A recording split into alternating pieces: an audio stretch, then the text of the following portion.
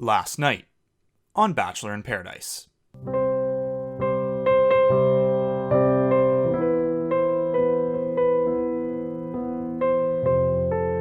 Carefully.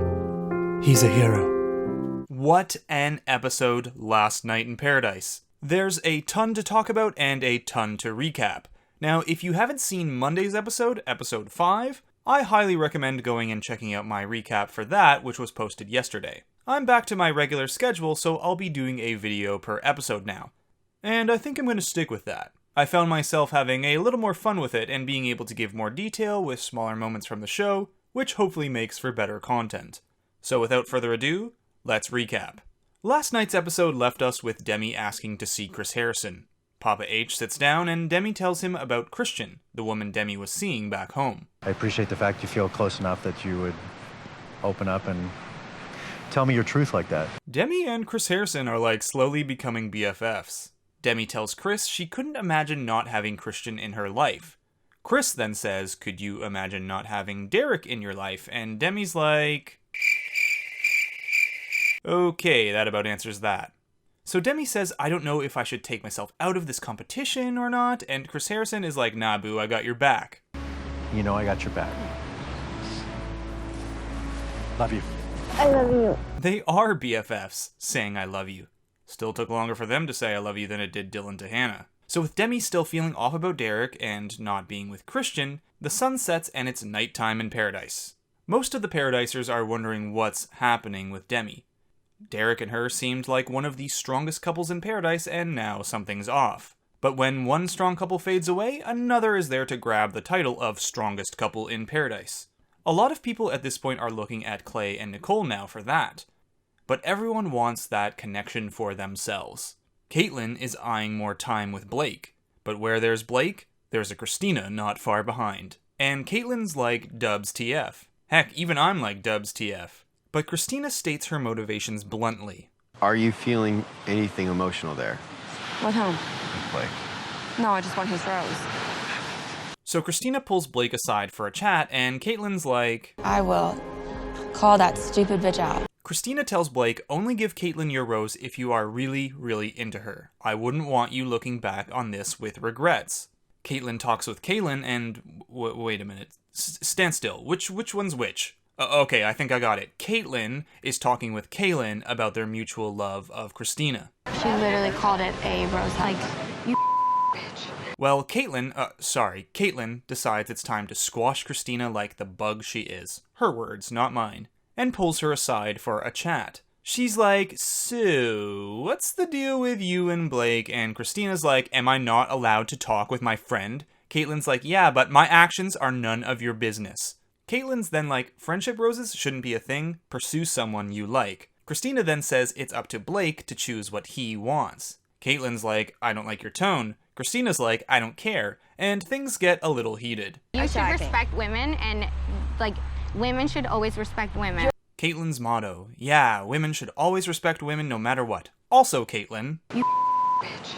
New day in Paradise. Clay is working out on the beach while Nicole watches and eats fish tacos. Oh, and with that look, I think I know exactly what Nicole is thinking right now.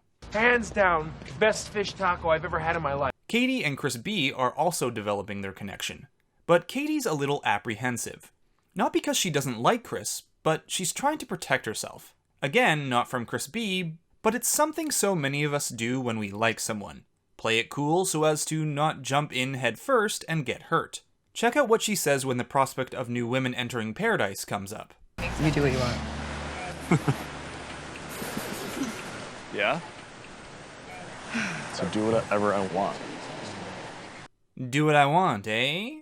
No, but seriously, that also sends Chris mixed signals. Like, does she not care if I go out with other people? If she's saying this, does it mean she would want to go out with other people if they asked? And right on cue, enter Jen.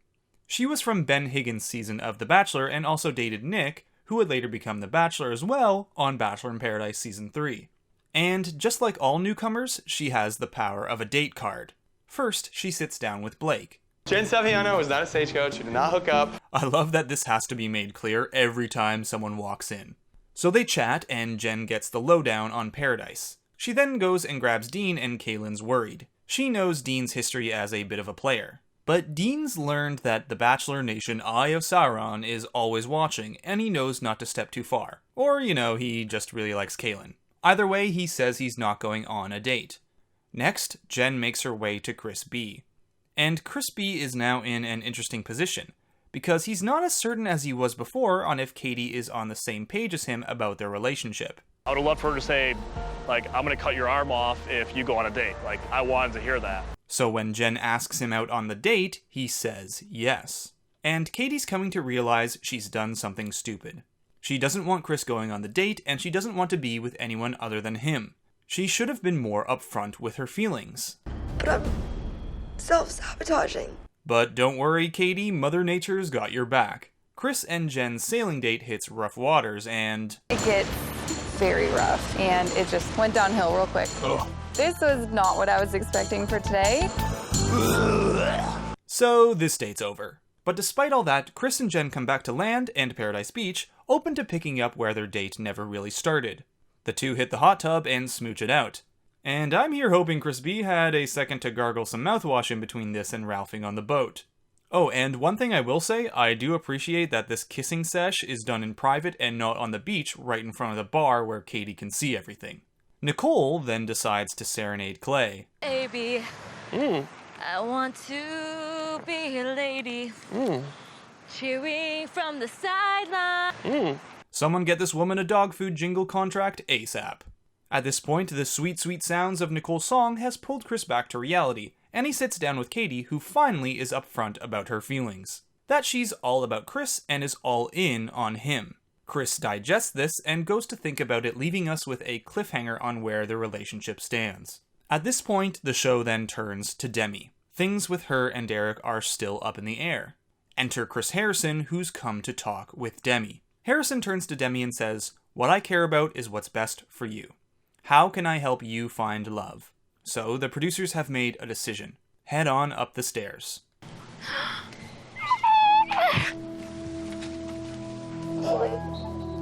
Demi is reunited with Christian, who's here in Paradise. And if you at any point thought there was a chance Demi might choose Derek over Christian, these reactions should end that. Demi then sits down with Christian and lays down everything that's happened so far, including Derek, which hurts.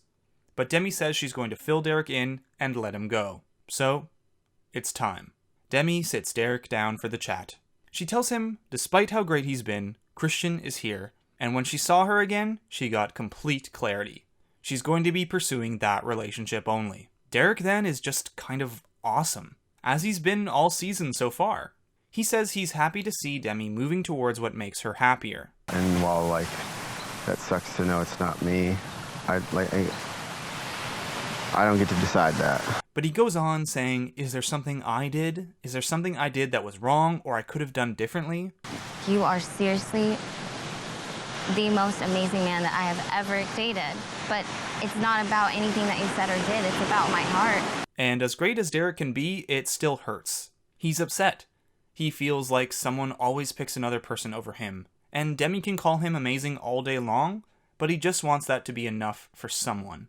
And slowly, a rumble is heard. Something no one expected going into this season. The tweets of thousands of members of Bachelor Nation actually saying, Derek for Bachelor? But there's a lot more Paradise to come, so we'll see about that. I'd still call him a dark horse at this point. Look, if this is what makes you happy, you're making the right decision. Oh, Derek, you're killing me here. You're tearing me apart. You are tearing me apart! Then Derek sits down with Christian and Demi, which, as awkward as it might seem, is absolutely the right move. Could you imagine if they just ignored each other all Paradise? That would be way more awkward. Not just for them, but for everyone on the beach. So they chat, and of course it all goes well considering how understanding Derek's been. I don't hold anything against you at all. I know you're the same. There's no animosity between us. Christian then gets introduced to everyone, and Demi fills the group in on what's gone down. And as Christian is getting settled in, Hannah walks up with a date card, and it's got her and Demi's name on it. So the two prepare for their date, and oh, here's another clip of Derek being great. You look beautiful. Have a good time. Also, I saved 100 puppies earlier from a raging volcano because I'm a flippin' angel. We finish the night with Demi and Christian's one-on-one. And regardless of what you think of whether they should have gone home together, stayed in paradise, or whatever, there's one thing we should all agree on. Love is love. So thanks for watching this Bachelor in Paradise breakdown for Week 3, Episode 6. We'll be back in no time with more Paradise content to break down, so keep tuned for that. Until then, Bachelor Fantake, out. Baby, I want to be a lady. Cheering from the sideline.